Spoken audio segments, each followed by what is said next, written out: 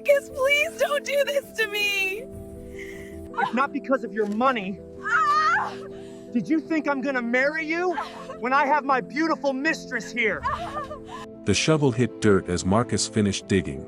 Elena stood at the forest edge, hands bound, 7 months pregnant, watching her husband prepare her grave. His mistress Vanessa leaned against a tree, smoking, laughing.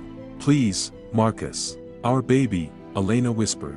He pressed a knife to her throat. "Sign over everything or I slit you right here." Hi friends, welcome to our channel. If you're listening right now, help me prove something wrong. My colleague said I wouldn't even reach 1,000 subscribers, but I believe stories like this deserve to be heard. Help me show them that these tales matter and comment where you are watching from. Elena was 34, a self-made billionaire who'd built a tech empire in Miami before marrying Marcus 5 years ago.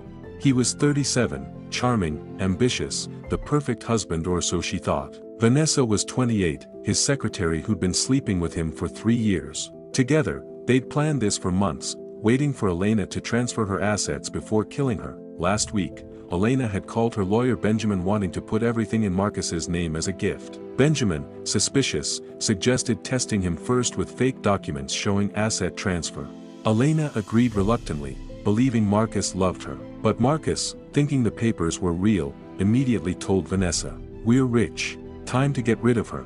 Today, Marcus had called Elena about a surprise romantic picnic in the Everglades. She'd dressed beautifully, never imagining the surprise was her own murder. When they arrived at the isolated forest spot, Vanessa appeared from behind trees, and Elena's world shattered. "Did you really think he loved you?" Vanessa sneered. "He married you for money. Now you've signed it away, you're useless." They forced her into the shallow grave Marcus had dug. Elena begged, pleaded, cried about their baby. But Marcus shoved dirt over her face as Vanessa filmed, both laughing. "Goodbye, billionaire," Marcus said, covering her completely. They left believing she'd suffocate within an hour. But hidden in distant brush, a young hunter named Dante watched through his rifle scope, already dialing 911. Dante sprinted to the grave the moment Marcus and Vanessa's car disappeared. He clawed through dirt with bare hands, finding Elena's face blue, gasping weakly. "Hold on. Breathe." He pulled her out, performed CPR, and got her breathing again. Paramedics arrived minutes later, rushing her to Miami General Hospital where doctors fought to save both Elena and her baby. Elena woke 2 days later in ICU, her lawyer Benjamin beside her bed. "They tried to kill you," he said quietly. "The documents Marcus signed were fake. You still own everything. He has nothing. And we have evidence of attempted murder." Elena's hand went to her stomach where doctors confirmed her baby girl had survived miraculously despite oxygen deprivation. "Don't let them know I'm alive," Elena whispered, her voice hoarse from dirt and trauma. "Let them think they won. I want to watch them celebrate before I destroy them." Benjamin nodded, understanding.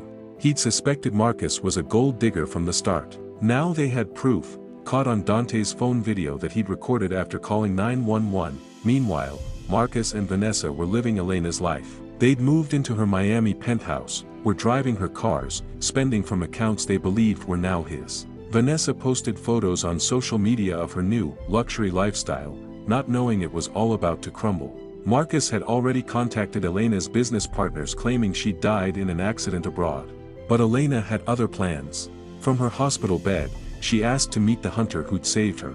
When Dante walked in, tall, quiet, with kind eyes that had seen too much, something shifted in Elena's broken heart. "You saved me and my daughter." "Why?" Dante shrugged. "Wrong is wrong. Nobody deserves that." Their connection was immediate, unexpected, and would change everything. Elena moved to a safe house Benjamin arranged while she recovered and planned. Her pregnancy progressed, the baby growing strong despite the trauma. Dante, who'd originally been hunting invasive species for the state, started visiting daily. He'd grown up in foster care, knew betrayal and survival, understood Elena's rage better than anyone with a normal life could. Marcus and Vanessa's life was unraveling differently. The business partners Elena had allegedly contacted started asking questions. Bank accounts Marcus tried accessing required secondary verification he couldn't provide. Lawyers called about estate issues that didn't make sense if Elena had transferred everything before dying. Slowly, Marcus realized something was wrong with the paperwork. "These documents are fake," his lawyer finally admitted after forensic examination. "You don't own anything. If Elena is dead, it all goes to her designated heirs, not to you as spouse because you signed a prenup. You married her for nothing. Marcus threw the papers across his office, rage and fear mixing. If the documents were fake, had Elena known? Had she set him up? Vanessa was panicking too. She'd quit her job, spent thousands on designer clothes and bags, posted everything online. If Marcus didn't actually have Elena's money, she was financially ruined and potentially implicated in murder. We need to find out if she's really dead. Vanessa said desperately. What if she survived? What if this whole thing is a trap? Marcus decided to investigate, hiring a private detective to verify Elena's death. But Benjamin, monitoring everything, intercepted the detective and fed him false information confirming Elena had died in Ecuador during business travel. Marcus relaxed, believing the failed asset transfer was just Elena's caution, not suspicion. He had no idea his pregnant wife was alive, watching his every move, and planning revenge with a hunter who was teaching her that some justice required getting your hands dirty. 3 months later, Elena gave birth to a healthy baby girl she named Hope. Dante was there for the delivery, had been there for every doctor's appointment, every moment of fear and healing. What started as gratitude had become something deeper. Elena was falling for a man who saw her as a person, not a bank account. A man who'd risked everything to save a stranger. I need to take back my life, Elena told Dante as she nursed Hope. But I want them to suffer first. Really suffer. Fear. Desperation. Everything they put me through. Dante nodded slowly. I know people. Off the books people. We can make them scared before the law makes them pay. You want revenge, I can help. But you need to be sure. Elena looked at her daughter, thinking about the grave, the dirt in her lungs, Marcus's knife at her throat. I'm sure. They tried to bury me alive while pregnant. They don't get mercy. They get justice and terror first. So they planned carefully, Dante using his connections to hunters, trackers, and people who operated outside normal society but had their own code. Meanwhile, Marcus's world was crumbling. Business partners had frozen him out after irregularities in Elena's death made them suspicious. Social media was roasting Vanessa for her sudden wealth after her boss's convenient death. Police had started asking questions about Elena's disappearance timeline. The walls were closing in, but they didn't know how or why yet. Then the first message arrived. A photo of the grave in the Everglades, sent to Marcus's phone from an unknown number. Text below, I know what you buried here. Does she? Marcus's blood ran cold. Someone knew. Someone had evidence. And whoever it was, they were playing with him like a cat with a mouse. The terror Elena wanted him to feel was beginning. The messages escalated. Photos of Marcus and Vanessa arriving at the forest. Video clips of them digging. Audio of Vanessa laughing as they buried Elena. Each message came from different untraceable numbers, building psychological pressure. Marcus couldn't eat or sleep, jumping at every sound. Vanessa started drinking heavily, paranoid someone was watching them constantly. Who's sending these? Vanessa screamed during one fight. Did you tell someone? Did someone see us? Marcus swore he hadn't, but the messages kept coming, each one more specific, more threatening. She's still screaming in that grave. Can you hear her? One text read. Another showed a photo of Hope, newborn in hospital. This is the baby you tried to kill. She survived. Did her mother? Dante's people were masters of psychological warfare. They followed Marcus everywhere, left signs only he would notice. A shovel leaning against his car. Dirt on his doorstep. A recording of Elena's voice from before, played outside his window at 3 a.m. Marcus was unraveling, seeing ghosts, confessing pieces of the truth to Vanessa during drunken arguments. Then Dante took it further. He showed up at Marcus's gym, at his bar, at his office building, always just visible enough to be noticed but never close enough to confront. A tall, silent man who watched with predator eyes. Marcus started carrying a gun, convinced someone was hunting him. He was right, but the hunt was just beginning, and the prey didn't understand that running was pointless. Elena watched it all through surveillance Dante had installed, nursing hope and feeling no pity. These people had buried her alive, tried to kill her daughter in the womb, stolen her life's work.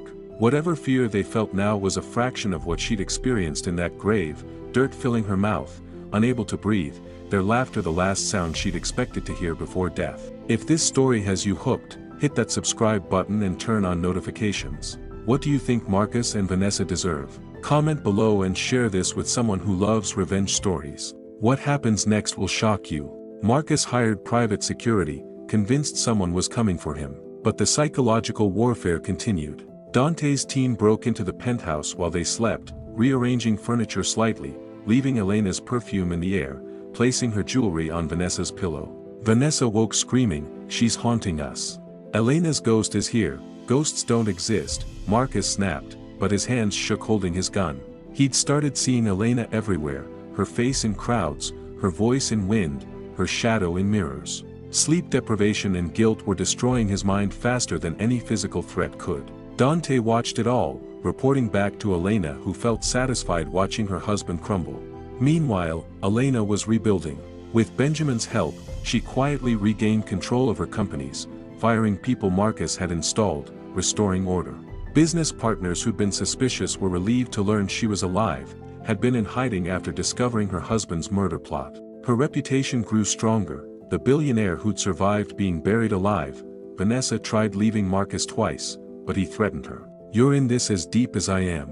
That video shows both of us. If I go down, you go down." So she stayed, trapped in a luxury penthouse that felt like a prison, drinking more, sleeping less, jumping at shadows that might be Dante or might be her guilty conscience manifesting. Then Elena made her move. She had Dante deliver an envelope to Marcus's security team, paying them double to quit immediately. The message inside for Marcus was simple: "Tonight, we settle this. Come to the Everglades forest, same spot, midnight. Come alone or the video goes to police." Marcus read it shaking, knowing he had no choice. Whoever was hunting him was ready to finish the game. Marcus drove to the Everglades at midnight, gun loaded, expecting an ambush. When he arrived at the grave site, Dante stepped from shadows, unarmed but radiating danger. "Who are you?"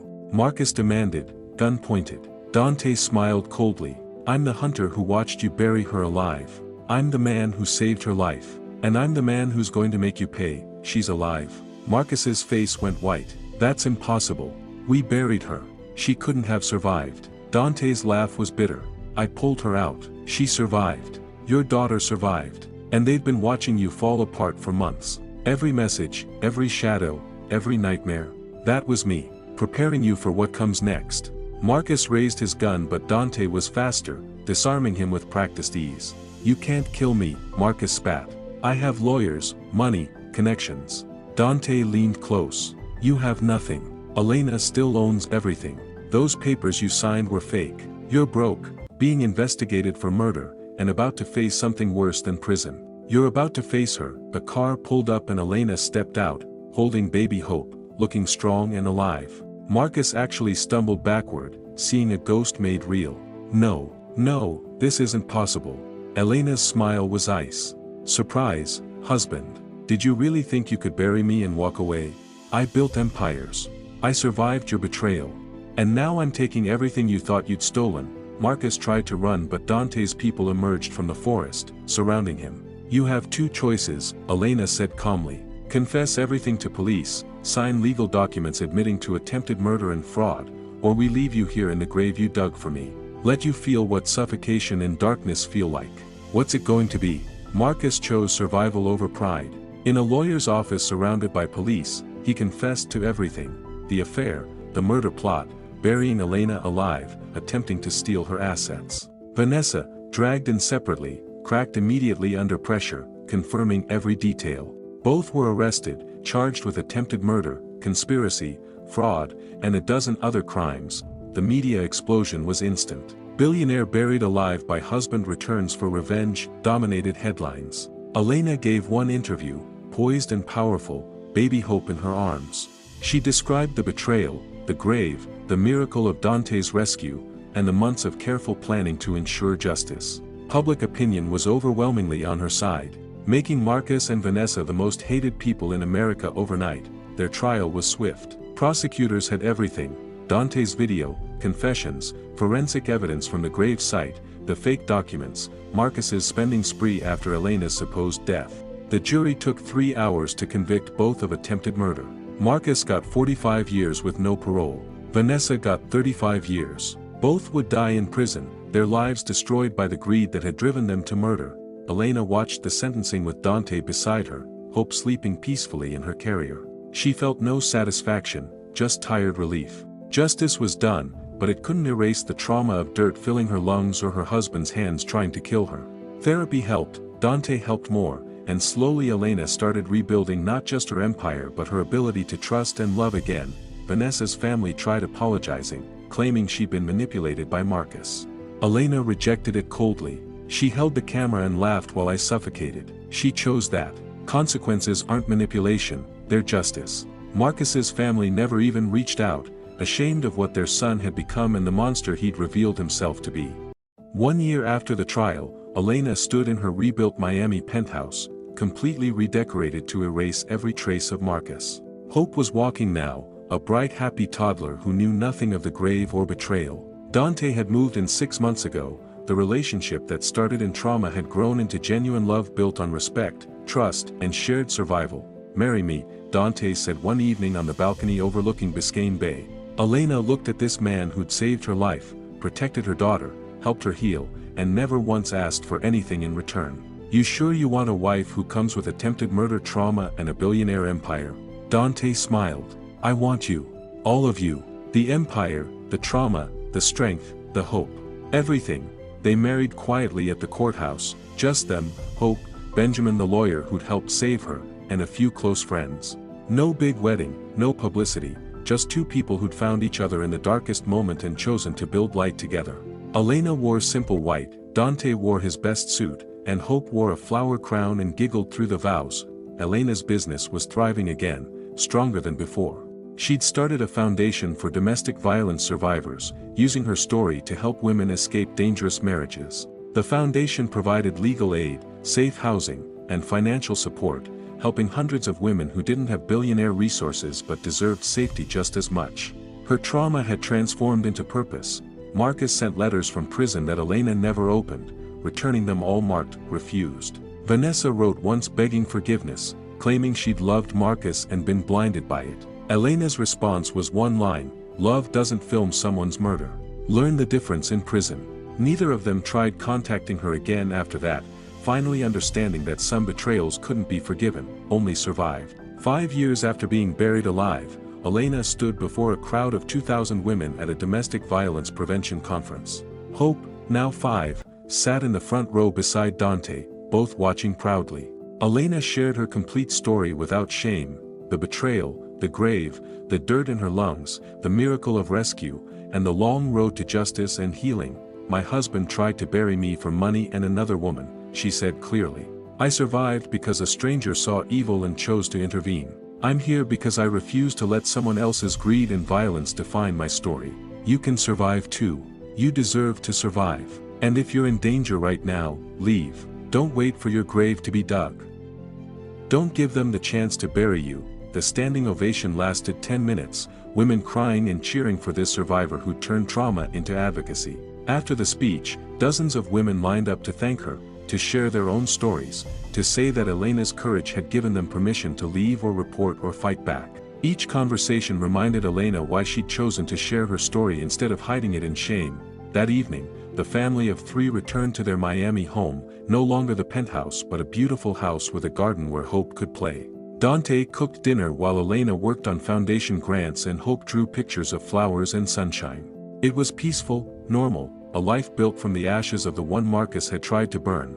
Before bed, Hope asked, "Mama, why do you talk about the scary forest?" Elena knelt down, touching her daughter's face gently. "Because, baby, bad things happened but we survived. And every time I tell our story, another mama decides to keep herself and her babies safe. We lived so we could help others live too." Hope hugged her tightly, and Elena held her daughter, feeling overwhelming gratitude for survival, for Dante, for the second chance at life and love that she'd fought so hard to claim.